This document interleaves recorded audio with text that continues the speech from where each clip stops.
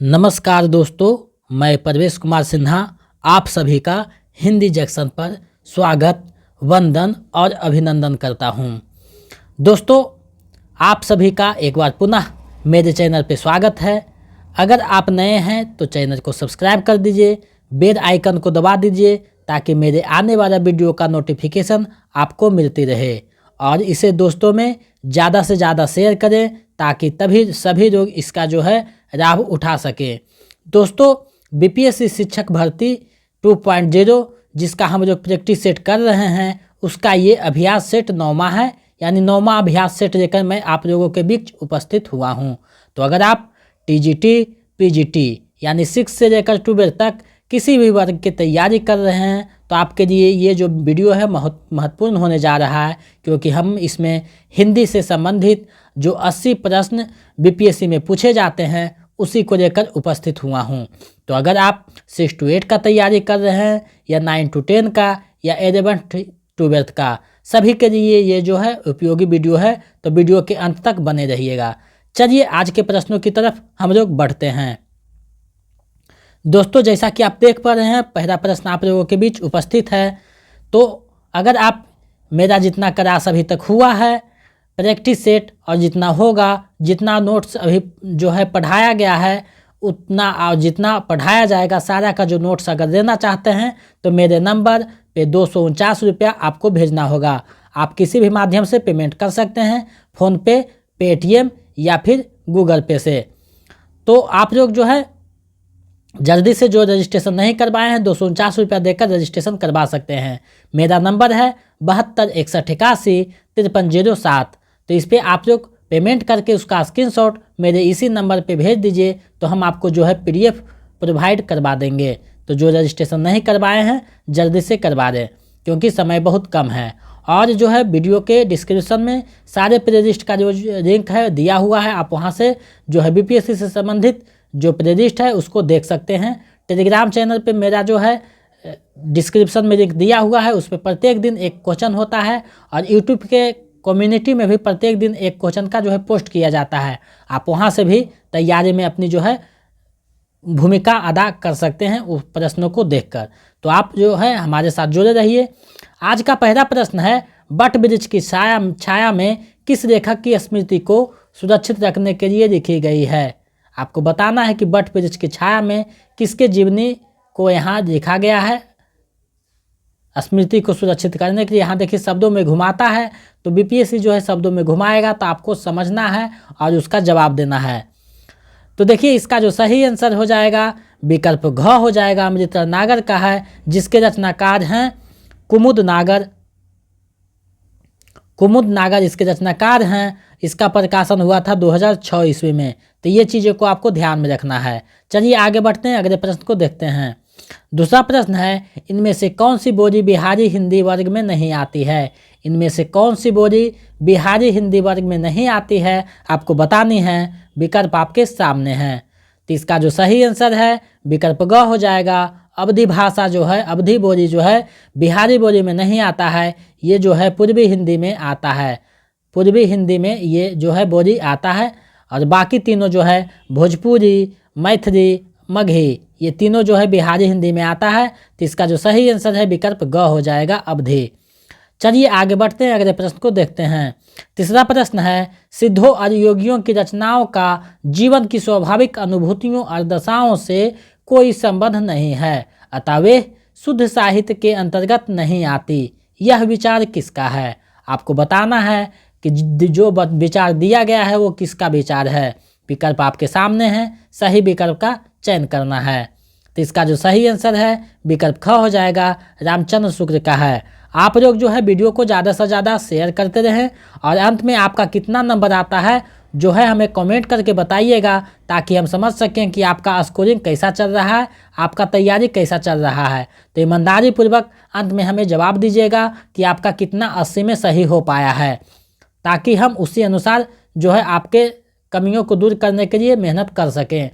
हरि अनंत हरि कथा अनंता, कहीं सुनहि बहुविधि सब संता। उपयुक्त पंक्ति किसकी है। उपयुक्त ये पंक्ति किसकी है आपको बतानी है। विकल्प आपके सामने हैं। तो इसका जो सही आंसर है विकल्प घ हो जाएगा। तुलसीदास की ये पंक्ति है जो रामचरितमानस में लिखी गई है और ये पंक्ति को जो है शिव जी के मुख से तुलसीदास ने कहरवाया है। तो ये जो है बातों को आप ध्यान में रखिएगा। चलिए अगले प्रश्न को देखते हैं। 5वां प्रश्न है प्रेम शतक के रचनाकार हैं। आपको बताना है प्रेम शतक किसकी रचना है। आपको बताना है प्रेम शतक के रचनाकार कौन हैं। तो इसका जो सही आंसर है विकल्प ग हो जाएगा। वियोगी हरि जी की ये रचना है। चलिए नेक्स्ट प्रश्न की ओर बढ़ते हैं। आप लोग जो है PDF दिया गया है उसका रिवीजन करते रहें और जो प्रैक्टिस सेट भेजा गया है उसका भी जो है 1-2 बार अभ्यास करें ताकि चीज़ें को आप अच्छे से समझ सकें। और जो है रिवीजन नोट्स का करते रहें। जिनको नोट्स मिल गया है रिवीजन करते रहें, जिनको नहीं मिला है जल्दी से नोट्स दे सकते हैं। तो आप लोग जो है रिवीजन करते रहें। भक्ति आंदोलन की जोर हर दक्षिण से आई, उसी ने उत्तर भारत की परिस्थितियों के अनुरूप हिंदू मुसलमान दोनों के लिए एक सामान्य भक्ति मार्ग की भावना कुछ लोगों में जगाई। उक्त कथन किसका है। यह जो कथन है किसका है आपको बतानी है। तो इसका जो सही आंसर है विकल्प घ हो जाएगा। रामचंद्र शुक्ल का ये कथन है। चलिए अगले प्रश्न की ओर बढ़ते हैं। 7वां प्रश्न है निम्नलिखित में से कौन सी रचना गया प्रसाद शुक्ल सनेही की नहीं है। कौन सी रचना गया प्रसाद शुक्ल सनेही का नहीं है आपको बताना है। विकल्प आपके सामने हैं। तो इसका जो सही आंसर है विकल्प क हो जाएगा। स्वप्न जो है गया प्रसाद शुक्ल का नहीं है, ये राम नरेश त्रिपाठी की रचना है। आपको ध्यान में रखना है राम नरेश त्रिपाठी की ये रचना है। प्रेम पचीसी, कुसुमांजलि, कृषक क्रंदन ये तीनों रचना जो है गया प्रसाद शुक्ल सनेही का है। तो इसका जो सही आंसर है विकल्प क हो जाएगा स्वप्न। चलिए आगे बढ़ते हैं अगले प्रश्न को देखते हैं। 8वां प्रश्न है निम्नलिखित यात्रा सहित को उनके रचनाकारों के साथ सुमेलित कीजिए। यानी यहाँ जो है रचनाकार को उनकी रचनाओं से सुमेलित करना है। तो इसका देखिए कौन सा सही होगा। तो देखिए कितना अकेला आकाश नरेश मेहता का है, जहाँ फवारे रहू रोते हैं नासिरा शर्मा का है, आंखों देखा पाकिस्तान कमलेश्वर का है, अंतहीन आकाश विश्वनाथ प्रसाद तिवारी का है। तो देख लीजिए किसका कौन सा है, उसके बाद मिलान कीजिए। तो इसका जो सही आंसर है विकल्प ख हो जाएगा। चलिए आगे बढ़ते हैं अगले प्रश्न को देखते हैं। यहाँ देखिए अभी कथन है और तर्क है। तो अभी कथन कह रहा है मैथिली शरण गुप्त भारतीय संस्कृति के आख्याता हैं। तर्क में दिया गया है इसलिए उनके काव्यों में आधुनिक दृष्टि नहीं मिलती है। तो आपको विचार करके जवाब देना है कौन सा सही है कौन सा गलत है। तो यहाँ देखिए भारतीय संस्कृति के आख्याता है ये बिल्कुल सही है। यहाँ इसलिए उनके काव्यों में आधुनिक दृष्टि नहीं मिलती है ये गलत है। नहीं मिलती है नहीं है बल्कि मिलती है, तो ये गलत हो जाएगा। तो इसका जो है क सही और ख गलत होगा। विकल्प ख सही हो जाएगा। चलिए अगले प्रश्न को देखते हैं। आप अगर किसी भी वर्ग का तैयारी कर रहे हैं चाहे TGT का चाहे PGT का, आपका जो है सभी लेवल जो है ढंग से जो है आपको तैयारी करवाया जा रहा है। तो आप ये ना समझें कि ये हमारे लिए नहीं है, ये सभी के लिए जो है महत्वपूर्ण वीडियो है, क्योंकि इसमें तीनों सिलेबस को ध्यान में रखकर बताया गया है और PGT को ध्यान में रखा गया है ताकि PGT का आप तैयारी कीजिएगा तो TGT आराम से निकल सके। 10वां प्रश्न है मृत्यु के प्रश्न से जूझता पात्र नचिकेता का संबंध किससे है। नचिकेता का संबंध किससे है आपको बताना है। विकल्प आपके सामने हैं। तो इसका जो सही आंसर है विकल्प घ हो जाएगा। आत्मजयी पुस्तक से नचिकेता का संबंध है। आत्मजयी में नचिकेता का चित्रण हुआ है। इसके रचनाकार जो हैं कुंवर नारायण हैं। चलिए आगे बढ़ते हैं अगले प्रश्न को देखते हैं। निम्नलिखित काव्यों को उनके रचनाकारों के साथ जो है सुमेलित करना है। काव्यों को जो है उसके रचनाकारों के साथ सुमेलित करना है। तो आप देखिए किसका कौन सा होगा। अलंकार प्रकाश जो है भूषण का है, अंग दर्पण रसलीन का है, आरम केरी आरम का है, रतन हजारा रसनिधि का है। तो देखिए कौन सा सही होगा। तो इसका जो सही आंसर है विकल्प क हो जाएगा। चलिए आगे देखते हैं अगले प्रश्न को। 12वां प्रश्न है जो नर दुख में दुख नहीं माने, सुख स्नेहु अरु भय नहीं जाके, कंचन माटी जाने। उपयुक्त पंक्तियां किसकी है। ये जो पंक्तियां हैं किसकी है आपको बताना है। विकल्प आपके सामने है। तो इसका जो सही आंसर है विकल्प ख हो जाएगा। गुरु नानक की ये पंक्तियां हैं। तो विकल्प ख सही हो जाएगा। चलिए अगले प्रश्न को देखते हैं। हमने ये जो प्रश्न सेट बनाया है, अभ्यास सेट बनाया है, इसमें जो है एनसीईआरटी, एससीईआरटी और हिंदी साहित्य सारी चीज़ों को समाहित करते हुए हिंदी साहित्य पे जोर देते हुए मैंने इसे बनाया है, ताकि पिछले बार एनसीईआरटी, एससीईआरटी से एक भी प्रश्न नहीं था, हिंदी साहित्य से ज़्यादा था, तो उसी पे ज़्यादा जोर दिया गया है ताकि आप लोगों का तैयारी अच्छे ढंग से हो सके। तो आप लोग वीडियो के अंत तक देखिएगा और जो है अंत में बताइएगा कि आपका कितना सही हुआ है।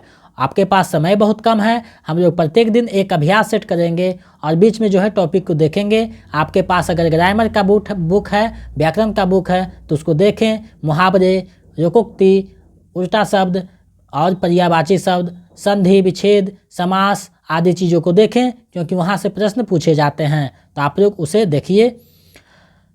निम्नलिखित में से कौन सा जो है असंगत है, आपको बताना है कौन सा युग्म असंगत है। तो विकल्प आपके सामने दिया गया है। तो 20 का दांत नरेंद्र बिलोचन शर्मा का है, बिल्कुल सही है। उसने कहा था चंद्र शर्मा गुलेरी का है, बिल्कुल सही है। पंच परमेश्वर मुंशी प्रेमचंद का है, बिल्कुल सही है। बहादुर भीष्म साहनी का नहीं है, अमरकांत का है।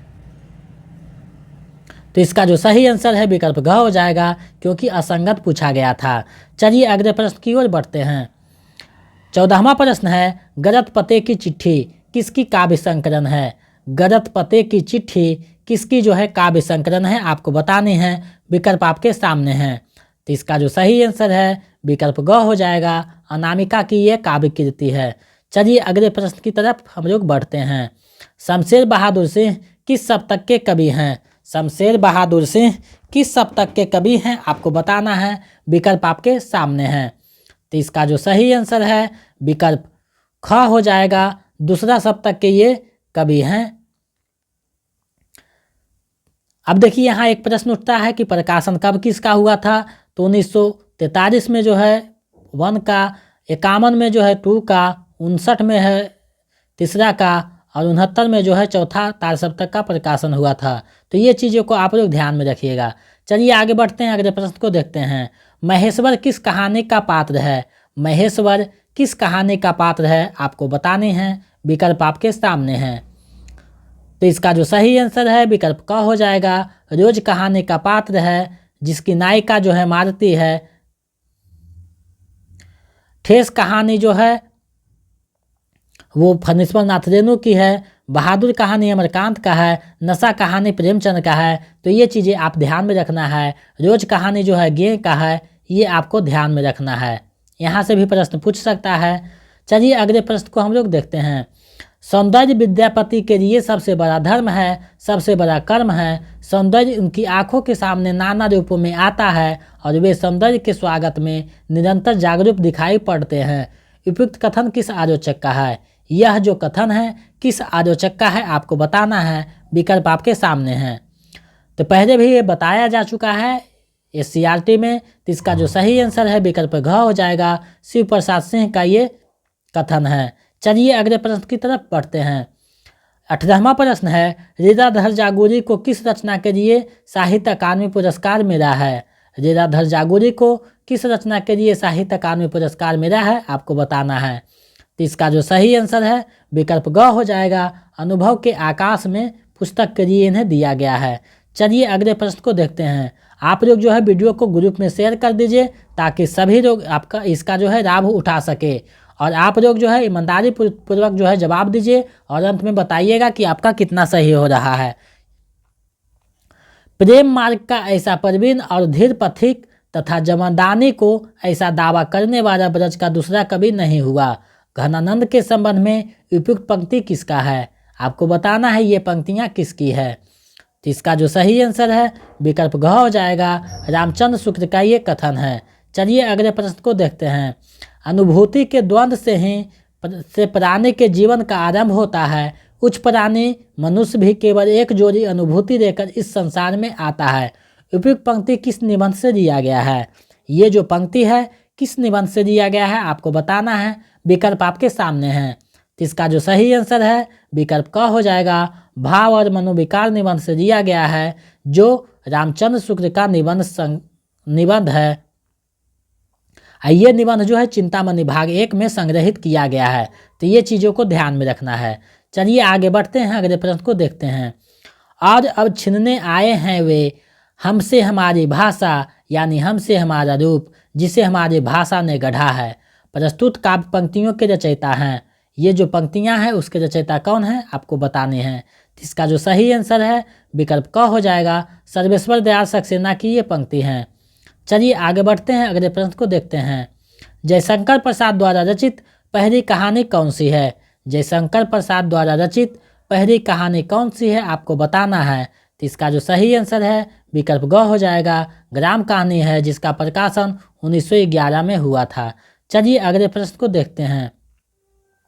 23वां प्रश्न है, भारतेंदु हरिश्चंद्र ने अपनी किस रचना को नाट्य रासक कहा है? भारतेंदु ने अपनी किस रचना को नाट्य रासक कहा है आपको बताना है। तो इसका जो सही आंसर है विकल्प ख हो जाएगा। भारत दुर्दशा नाटक को नाट्य रासक कहा है।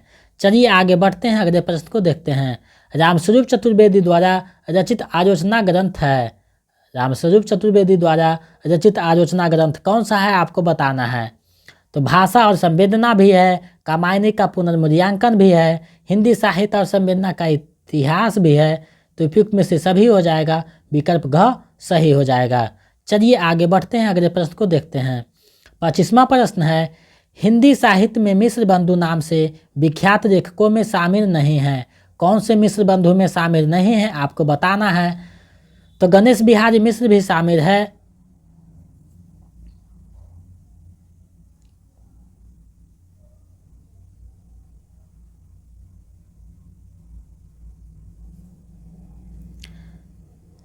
श्याम बिहारी मिश्र भी शामिल है, सुखदेव बिहारी मिश्र भी शामिल है, लेकिन कृष्ण बिहारी मिश्र शामिल नहीं है। तो विकल्प घ सही हो जाएगा। चलिए अगले प्रश्न की तरफ हम लोग बढ़ते हैं। 26वां प्रश्न है, हिंदी साहित्य का आलोचनात्मक इतिहास के लेखक हैं। हिंदी साहित्य के आलोचनात्मक इतिहास के लेखक कौन है आपको बताना है। तो इसका जो सही आंसर है विकल्प घ हो जाएगा। राम कुमार वर्मा है, जो 1938 में प्रकाशित हुई थी। चलिए आगे बढ़ते हैं, अगले प्रश्न को देखते हैं। निम्नलिखित रचनाओं को उनके रचनाकारों के साथ मिलान कीजिए। ये जो रचना है इसके रचनाकारों के साथ आपको जो है मिलान करना है। तो सबसे पहले देखिए, श्रृंगार मंजरी चिंतामणि का है, साहित्य सार मतीराम का है, प्रेमचंद्र देव का है, इश्करता घनानंद का है। तो देख लीजिए किसका सही है। तो इसका जो सही आंसर है विकल्प घ हो जाएगा। चलिए आगे बढ़ते हैं, अगले प्रश्न को देखते हैं। रामचंद्र शुक्ल ने हिंदी साहित्य का इतिहास पहले किस ग्रंथ की भूमिका के रूप में छपा था। आपको बताना है कि उनका जो हिंदी साहित्य का इतिहास है सर्वप्रथम किस ग्रंथ की भूमिका के रूप में छपा था। तो इसका जो सही आंसर है विकल्प क हो जाएगा। हिंदी शब्द सागर की भूमिका के नाम से छपा था। चलिए आगे बढ़ते हैं, अगले प्रश्न को देखते हैं। हजारी प्रसाद द्विवेदी हिंदी का प्रथम कवि किसे स्वीकार किए हैं। हजारी प्रसाद द्विवेदी हिंदी का प्रथम कवि किसे स्वीकार किए हैं आपको बताना है। तो इसका जो सही आंसर है विकल्प ख हो जाएगा। अब्दुल रहमान को स्वीकार किए हैं।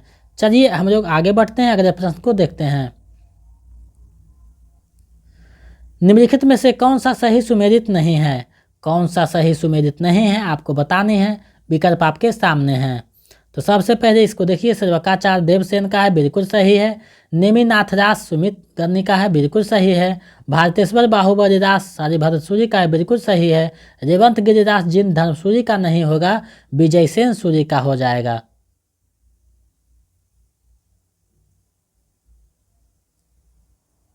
तो इसका जो सही आंसर है विकल्प घ हो जाएगा। चलिए आगे बढ़ते हैं, अगले प्रश्न को देखते हैं। ग्रंथों को उनके रचनाकारों के साथ सुमेलित कीजिए। यहाँ जो ग्रंथ दिया गया है उसको जो है उसके रचनाकारों के साथ सुमेलित करना है। तो देखिए का रतन खान जो है मरुकदास का है, मृगावती कुतुवन का है, सुंदर विलास सुंदरदास का है, बीजक जो है कबीर का है। तो देखिए कौन सा सही होगा। तो इसका जो सही आंसर है विकल्प ख हो जाएगा। विकल्प ख सही है। चलिए अगले प्रश्न को देखते हैं। इश्क भरा है देख रे और जगत से दूर, एक अचंभा हमने देखा देहरी का नासूर। अमीर खुसरो की उपयुक्त पहेलियाँ से क्या अभिप्राय है। अमीर खुसरो की ये पहेलियाँ से क्या अभिप्राय है आपको बताना है। तो इसका जो सही आंसर है विकल्प ख हो जाएगा। कुआं के बारे में ये कहा है। चलिए आगे बढ़ते हैं, अगले प्रश्न को देखते हैं।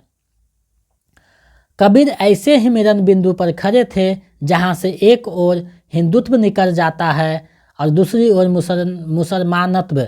कबीर विषयक उपयुक्त कथन किसका है? कबीर के संबंध में ये जो कथन है किसका है? तो इसका जो सही आंसर है विकल्प ग हो जाएगा। हजारी प्रसाद द्विवेदी का ये कथन है। यही जो है कबीर दास को वाणी का डिक्टेटर कहे हैं। तो ये चीज़ें को ध्यान में रखना है। चलिए आगे देखते हैं अगले प्रश्न को। कबीर कुत्ता राम का मुतिया मेरा नाऊं, गरे राम की जेवरी जित खेचे तित दजाऊं। इस दोहे में किस तरह की मानसिकता व्यक्त हुई है? आपको बताना है इस दोहे में कैसा मानसिकता व्यक्त हुई है। तो इसका जो सही आंसर है विकल्प क हो जाएगा। आत्मसमर्पण की भावना है। चलिए आगे बढ़ते हैं अगले प्रश्न को देखते हैं। निर्गुण सत कवियों में सर्वाधिक शस्त्रज्ञ एवं सुशिक्षित कौन थे? यानी सबसे ज़्यादा पढ़े लिखे सुशिक्षित जो है कौन थे आपको बताना है। तो इसका जो सही आंसर है विकल्प ख हो जाएगा। सुंदरदास ज़्यादा पढ़े लिखे थे। चलिए आगे देखते हैं अगले प्रश्न को। 36वां प्रश्न है। छाड़ उठाए दिन्ह एक मुट्ठी, दिन्ह दिन्ह उड़ाई पृथ्वी झूठी। यह पंक्ति किसकी है? यह जो पंक्ति है किसकी है आपको बतानी है। तो इसका जो सही आंसर है विकल्प ख हो जाएगा। जायसी की पंक्ति है जो पद्मावत में वर्णित है। चलिए आगे बढ़ते हैं अगले प्रश्न को देखते हैं। शुक्र जी की दुर्बलता यह थी कि वे भारत के हर कवि को तुलसी की कसौटी पर और हर पात्र को राम के आदर्श पर कस कर ही स्वीकारते थे। उपयुक्त कथन किसका है? ये जो कथन है किसका है आपको बतानी है। तो इसका जो सही आंसर है विकल्प घ हो जाएगा। गणपति चंद्रगुप्त का ये कथन है। चलिए हम लोग अगले प्रश्न को देखते हैं। आप लोग वीडियो को जो है ग्रुप में शेयर करते रहिए और लाइक कमेंट करना ना भूलें। कैसा लगा हमें कमेंट करके बताइए और आप लोग ईमानदारी से अंत में हमें बताइएगा कि आपका जो है कितना सही हुआ है। निम्नलिखित में से कौन सी रचना अग्रदास की नहीं है? नेक्स्ट प्रश्न है निम्नलिखित में से कौन सी रचना अग्रदास की नहीं है आपको बताने हैं। विकल्प आपके सामने हैं। तो इसका जो सही आंसर है विकल्प क हो जाएगा। रूप मंजरी अग्रदास की नहीं है। बाकी ध्यान मंजरी, राम ध्यान मंजरी, अनेकार्थ मंजरी तीनों जो है अग्रदास की रचना है। रूप मंजरी अग्रदास की नहीं है। तो अब समझ में आता है कि ये जो है किसकी रचना है। तो ये जो है नंददास की रचना है। आपको ध्यान में रखना है। चलिए आगे बढ़ते हैं अगले प्रश्न को देखते हैं। स्वामी अग्रदास का संबंध किस भक्ति शाखा से है? स्वामी अग्रदास का संबंध किस भक्ति शाखा से है आपको बताने हैं। विकल्प आपके सामने हैं। तो इसका जो सही आंसर है विकल्प ग हो जाएगा। राम भक्ति शाखा से इसका संबंध है। चलिए अगले प्रश्न को हम लोग देखते हैं। राम और सीता के विवाह के अवसर पर किस कवि ने मिथिला की स्त्रियों से गाली गीत गवाया है? यानी किस कवि ने राम सीता के विवाह अवसर पर मिथिला के नारियों के द्वारा गाली गीत गवाया है आपको बताने हैं। तो इसका जो सही आंसर है विकल्प ख हो जाएगा। रामचंद्रिका में इन्होंने ऐसा किया है। चलिए आगे बढ़ते हैं अगले प्रश्न को देखते हैं। महाप्रभु वल्लभाचार्य के शिष्यों का वृत्तांत किस ग्रंथ में है? महाकवि वल्लभाचार्य के शिष्यों का वृत्तांत किस ग्रंथ में है आपको बताने हैं। विकल्प आपके सामने हैं। तो इसका जो सही आंसर है विकल्प ग हो जाएगा। 84 वैष्णव की वार्ता में है जो गोकुलनाथ की रचना है। 200 वैष्णव की वार्ता भी गोकुलनाथ की रचना है। तो ये सारी चीज़ को आप ध्यान में रखिएगा। चलिए आगे बढ़ते हैं अगले प्रश्न को देखते हैं। अष्टछाप के कवियों में प्रथम नियुक्त कीर्तनकार कवि कौन थे? यानी प्रथम नियुक्त जो कीर्तनकार कवि थे कौन थे आपको बताने हैं। विकल्प आपके सामने हैं। तो इसका जो सही आंसर है विकल्प घ हो जाएगा। कुंभन दास है जो वल्लभाचार्य के शिष्य हैं।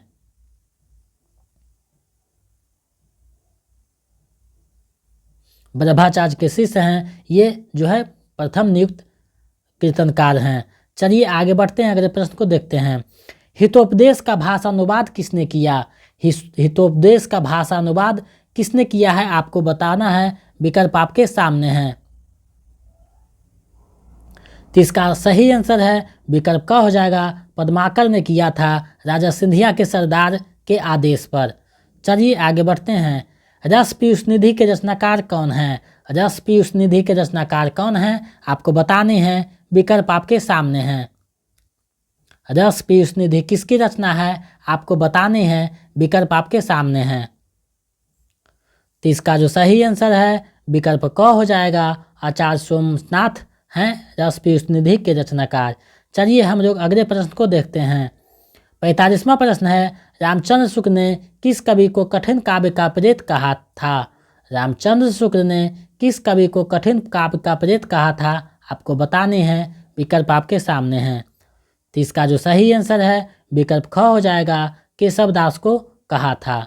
केशव दास की जो है पुस्तक है रामचंद्र जी का, आपको ध्यान में रखना है, रामचंद्र जी का पुस्तक है। चलिए अगले प्रश्न को देखते हैं। भीतर भीतर सब रस चूसै, हंसी हंसी केतन मन धन मूसै। यह पंक्ति किस कवि की है? भीतर भीतर सब रस चूसै, हंसी हंसी केतन मन धन मूसै। यह पंक्ति किस कवि की है? आपको बताने हैं, विकल्प आपके सामने हैं। तो इसका जो सही आंसर है विकल्प ख हो जाएगा। भारतेंदु हरिश्चंद्र की ये पंक्ति है। चलिए आगे बढ़ते हैं, अगले प्रश्न को देखते हैं। 47वां प्रश्न है, आज रात इससे परदेसी चर कीजिए विश्राम यही, जो कुछ वस्तु कुटी में मेरे ग्रहण संकोच नहीं, करहो ग्रहण संकोच नहीं। उक्त पंक्तियों के रचनाकार कौन हैं? ये जो पंक्तियां हैं किसकी पंक्तियां हैं? आपको बताने हैं, विकल्प आपके आंखों के सामने हैं। तो इसका जो सही आंसर है विकल्प ख हो जाएगा। श्रीधर पाठक की ये पंक्तियां हैं। चलिए अगले प्रश्न को देखते हैं। प्रकाशन की दृष्टि से मैथिली चंद्रगुप्त का रचनाओं का सही अनुक्रम क्या है?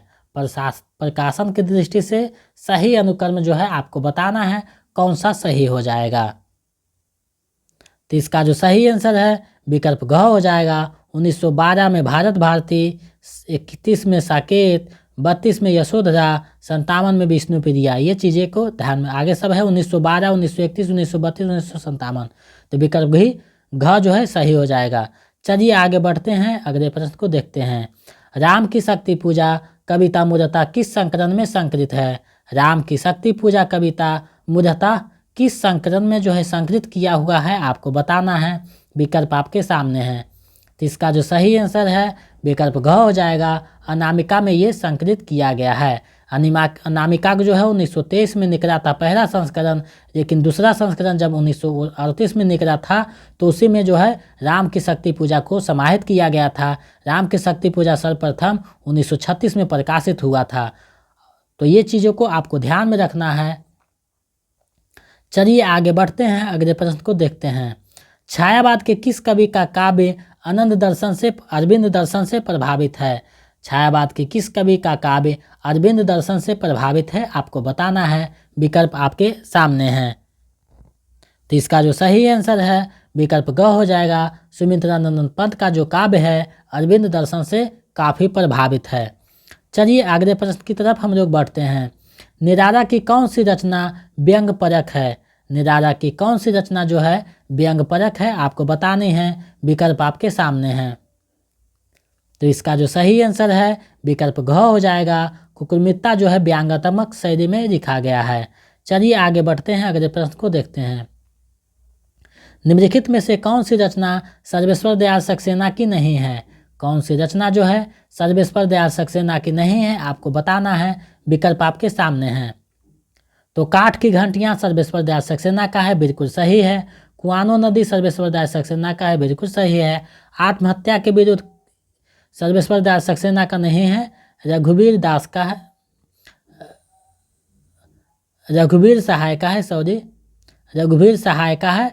रिपटा रजाई में ये भी सर्वेश्वर दयाल सक्सेना का है। तो इसका जो सही आंसर है विकल्प ग हो जाएगा। आत्महत्या के विरुद्ध सर्वेश्वर दयाल सक्सेना का नहीं है। चलिए आगे बढ़ते हैं, अगले प्रश्न को देखते हैं। धातु सेन प्रसाद के किस नाटक का पात्र है? धातु सेन प्रसाद के किस नाटक का पात्र है? आपको बताने हैं, विकल्प आपके सामने हैं। तो इसका जो सही आंसर है विकल्प ग हो जाएगा। स्कंदगुप्त नाटक का पात्र है। चलिए आगे बढ़ते हैं। स्वर्ग की एक झलक एकांकी के रचनाकार हैं। स्वर्ग की एक झलक एकांकी के रचनाकार हैं, कौन है? आपको बताने हैं।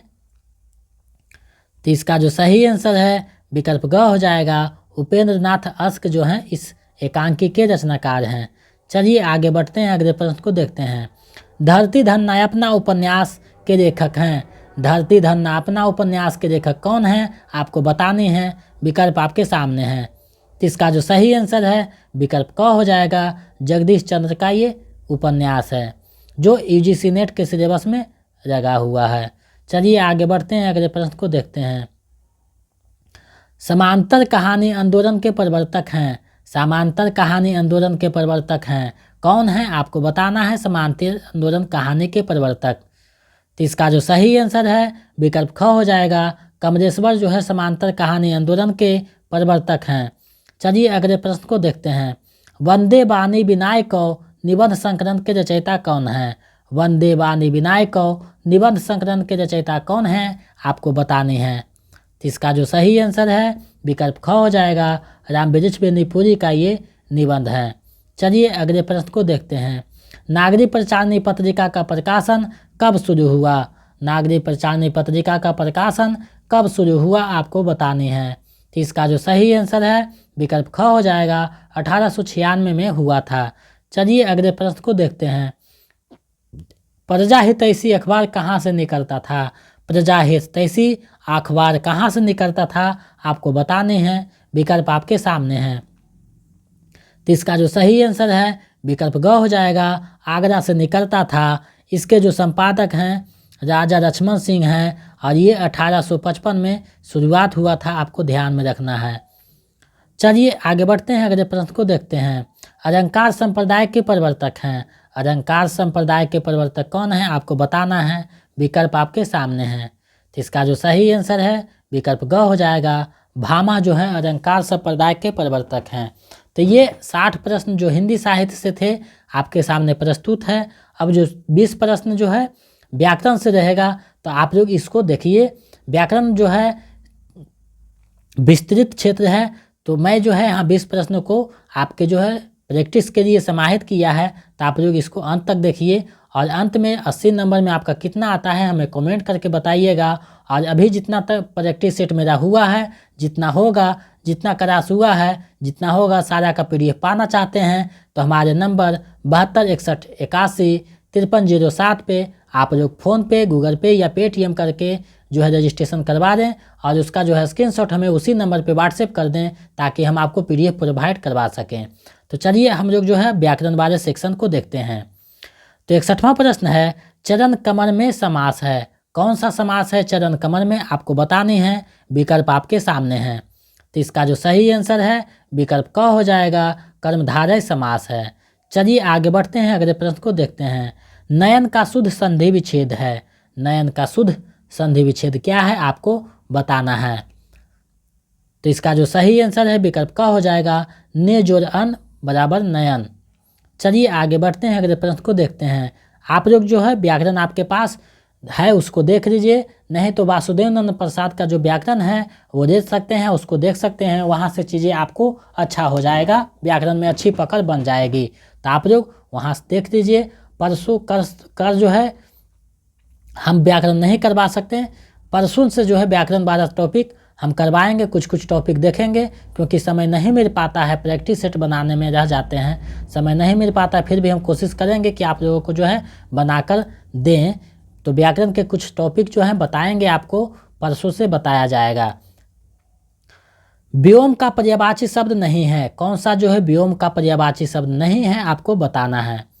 तो अंतरिक्ष भी है, अंबर भी है, पीयूष नहीं है, नभ है। तो इसका जो सही आंसर विकल्प ग हो जाएगा। पीयूष जो है व्योम का नहीं अमृत का है। चलिए आगे बढ़ते हैं, अगले प्रश्न को देखते हैं। पगड़ी रख घी चख रोकोक्ति का अर्थ है। ये रोकोक्ति का क्या अर्थ है, आपको बताना है। विकल्प आपके सामने हो। तो इसका जो सही आंसर है निर्लज होकर कुछ पाना। निर्लज होकर कुछ पाना यानी पगड़ी मतलब होता है इज्जत, घी माने रखन। पगड़ी रख घी चख होगा, च होगा, च यहाँ होगा चख, थोड़ा सा टाइपिंग मिस्टेक हुआ, चख होगा चख। तो इसका सही आंसर विकल्प ग हो जाएगा। चलिए आगे बढ़ते हैं, अगले प्रश्न को देखते हैं। अज्ञ का अर्थ है। अज्ञ का क्या अर्थ है, आपको बताना है। अज्ञ का क्या अर्थ है, आपको बताना है। तो जो कुछ भी नहीं जानता हो उसे अज्ञ कहा जाता है। विकल्प का सही है। आप लोगों के पास जो व्याकरण है उसको देखिए, वहाँ से चीज़ें आप लोग को मजबूत होगा। निम्न में से अर्धविराम है, कौन सा अर्धविराम है आपको बताने हैं। हिंदी की दृष्टि से कौन सा अर्धविराम है वो आपको बताने हैं। तो इसका जो सही आंसर है विकल्प ख हो जाएगा। इस तरीका से जो है अर्धविराम का चिन्ह होता है। चलिए आगे बढ़ते हैं, अगले प्रश्न को देखते हैं। उसने कहा था कि मैं घर जाऊंगा, वाक्य है, कैसा वाक्य है आपको बताना है। उसने कहा था कि मैं घर जाऊंगा, कैसा वाक्य है आपको बताना है। तो इसका जो सही आंसर है विकल्प ग हो जाएगा, मिश्र वाक्य है। चलिए 68वां प्रश्न देखते हैं। कपट और कपाट शब्द युग्म का अर्थ है। कपट और कपाट शब्द युग्म का क्या अर्थ है आपको बताना है। विकल्प आपके सामने हैं। तो कपट माने होता है धोखा, कपाट माने होता है दरवाजा, तो विकल्प क इसका सही हो जाएगा। चलिए आगे बढ़ते हैं, अगले प्रश्न को देखते हैं। स्थावर का विलोम है, स्थावर शब्द का विलोम क्या होगा आपको बताना है। विकल्प आपके सामने है। तो इसका जो सही आंसर है विकल्प घ हो जाएगा। जंगम जो है स्थावर के शब्द का विलोम है, तो इसका सही विकल्प घ हो जाएगा। चलिए आगे बढ़ते हैं, अगले प्रश्न को देखते हैं। सुमित सो रहा है वाक्य में क्रिया है, कौन सा क्रिया है आपको बताना है। सुमित सो रहा है कौन सा क्रिया है। तो इसमें देखिए अकर्मक क्रिया है, सुमित सो रहा है ये जो है अकर्मक क्रिया है। चलिए आगे बढ़ते हैं, अगले प्रश्न को देखते हैं। चारपाई पर भाई साहब बैठे हैं, चारपाई पर भाई साहब बैठे हैं में कारक है, कौन सा कारक है आपको बताना है। तो आपको ध्यान में रखना है कर्ता ने कर्म को करण से, ये बात जो है आप याद रखिएगा तो समझ में आ जाएगा। अधिकरण में पर, तो इसका जो सही आंसर है विकल्प घ हो जाएगा, अधिकरण। चलिए आगे बढ़ते हैं, अगले प्रश्न को देखते हैं। व्युत्पत्ति के आधार पर संज्ञा के भेद हैं, व्युत्पत्ति के आधार पर संज्ञा के कितने भेद हैं आपको बताने हैं। विकल्प आपके सामने हैं। तो इसका जो सही आंसर है विकल्प क हो जाएगा, 3 भेद हैं। चलिए अगले प्रश्न को देखते हैं। तत्सम है, कौन सा शब्द तत्सम है आपको बताना है। विकल्प आपके सामने हैं। तत्सम शब्द को आप चुनना है, कौन सा जो है तत्सम शब्द होगा। तो इसका जो सही आंसर है विकल्प घ हो जाएगा, काष्ठ जो है तत्सम शब्द है। चलिए आगे बढ़ते हैं, अगले प्रश्न को देखते हैं। किस शब्द में उपसर्ग का प्रयोग हुआ है, किस शब्द में उपसर्ग का प्रयोग हुआ है आपको बताना है। विकल्प आपके सामने हैं। तो इसका जो सही है विकल्प क हो जाएगा, उपकार में उपसर्ग का प्रयोग हुआ है। चलिए आगे बढ़ते हैं, अगले प्रश्न को देखते हैं। अमावट में प्रत्यय है, कौन सा प्रत्यय है आपको बताना है। विकल्प आपके सामने हैं। अमावट में कौन सा प्रत्यय है आपको बताना है। आप लोग जो है वीडियो के अंत तक बने रहिएगा, क्योंकि प्रत्येक प्रश्न आपके लिए बहुत महत्वपूर्ण है। आप किसी भी वर्ग का तैयारी कर रहे हैं सभी के लिए जो महत्वपूर्ण है, चाहे 6 to 8 हो या 9 to 10 हो या 11 to 12 हो, सभी के लिए ये महत्वपूर्ण है। तो इसका जो सही आंसर है विकल्प ग हो जाएगा। अमावट में जो है आवट प्रत्यय है। चलिए आगे बढ़ते हैं। कृदंत प्रत्यय किन शब्दों के साथ जुड़ते हैं, कृदंत प्रत्यय किन शब्दों के साथ जुड़ते हैं आपको बताना है। विकल्प आपके सामने हैं। तो इसका जो सही आंसर है क्रिया के साथ जो है कृदंत प्रत्यय जुड़ते हैं। चलिए आगे बढ़ते हैं, अगले प्रश्न को देखते हैं। यथार्थ में संधि है, कौन सा संधि है आपको बताना है। यथार्थ में कौन सा संधि है आपको बताना है। तो इसका जो सही आंसर है विकल्प क हो जाएगा, दीर्घ संधि है। चलिए आगे बढ़ते हैं अगले प्रश्न की तरफ। स्पर्श संघर्षी व्यंजन ध्वनि है, स्पर्श संघर्षी व्यंजन ध्वनि है, कौन सा स्पर्श संघर्षी व्यंजन ध्वनि है आपको बताने हैं। विकल्प आपके सामने है। तो इसका जो सही आंसर है विकल्प घ हो जाएगा, झ जो है स्पर्श संघर्षी व्यंजन है। चलिए आगे बढ़ते हैं। निम्न में विवृत स्वर है, निम्न में कौन से जो है विवृत स्वर है आपको बताना है। विकल्प के अनुसार जो है आपको चुनना है कि कौन सा जो है विवृत स्वर है। तो इसका जो सही आंसर है विकल्प घ हो जाएगा, ओ जो है विवृत स्वर है। चलिए इस वीडियो का अंतिम और 80वां प्रश्न देखते हैं। भाषा की सबसे छोटी इकाई हैं, भाषा की सबसे छोटी इकाई है, कौन सी जो है भाषा की सबसे छोटी इकाई है आपको बताना है। तो इसका जो सही आंसर है विकल्प ख हो जाएगा, वर्ण जो है भाषा की सबसे छोटी इकाई है। तो ये प्रैक्टिस सेट 9 था जो आपके सामने प्रस्तुत किया है।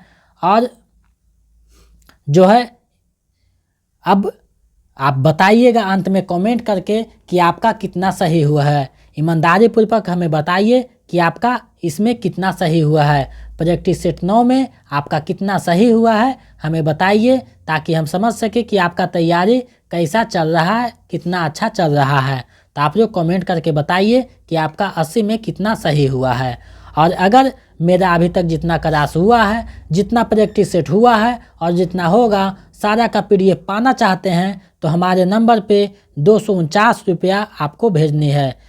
249 रुपया मेरे नंबर 72 61 81 53 07 पे आप लोग जो है फ़ोन पे या गूगल पे या पेटीएम करके आप लोग जो है पेमेंट भेज सकते हैं। और उसका स्क्रीनशॉट लेकर इसी नंबर पे हमें व्हाट्सएप कर दीजिए, ताकि हम आपको आपके व्हाट्सएप पे PDF प्रोवाइड करवा सकें।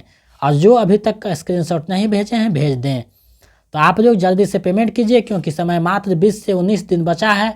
आप लोगों को तैयारी भी करनी है। तो जो नहीं रजिस्ट्रेशन करवाए हैं जल्दी से 249 रुपया देकर पेमेंट कर दीजिए और PDF प्राप्त कर लीजिए, ताकि आपका तैयारी अच्छे ढंग से हो सके। तो जल्दी कीजिए, आप लोगों के पास समय बहुत कम है। और आप लोग जो है रिवीजन और प्रैक्टिस पे ज़्यादा ध्यान दीजिए, क्योंकि टॉपिक के लगभग हम पढ़ा चुके हैं। व्याकरण का टॉपिक है तो 2-4 टॉपिक से ज़्यादा हम नहीं पढ़ाएंगे, वो भी परसों से हम पढ़ाएंगे 2-4 टॉपिक जो महत्वपूर्ण हैं। बाकी आपको खुद से करना है व्याकरण वाले सेक्शन को। तो आप लोग जो है व्याकरण का एक पुस्तक रखें जहाँ से आप तैयारी कर सकें, क्योंकि व्याकरण का क्षेत्र जो है बहुत विशाल है, तो आप लोग को खुद करना होगा।